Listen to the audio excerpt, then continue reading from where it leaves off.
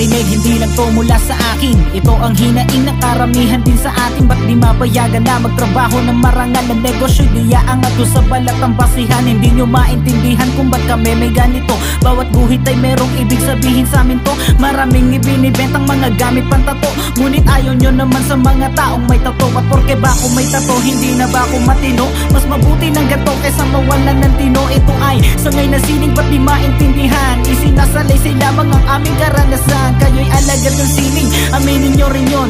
Di nyo maaabot kung walang imahinasyon. Hindi pantay ang pagtingin dahil sa diskriminasyon. May tattoo man o wala, parehong tao pa rin yun. Gusto ko lang naman na ipaliwanag to. Wala nang magagawa kung meron na nito. Ito ay sining, ito ay sining. Maraming di makapasok ng trabaho. Ang may ganito daw ay di matino na tao. Ito ay sining, ito ay sining. Maraming lumalait, tingin sa aming adik. Kami ang masama, yan ang sabi ng mga galit. Silaw sa salapi at pahabaan din ng sungay. Di nila matanggap dahil sila lang gustong mabuhay. Kahit na hindi sabihin, yun ang totoo.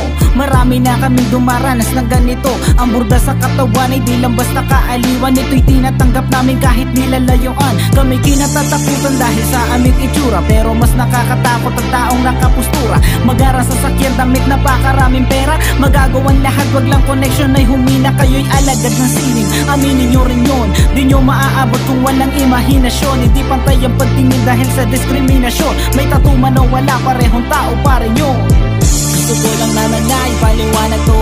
Wala nang magagawa kung meron na nito. Ito ay sining, ito ay sining.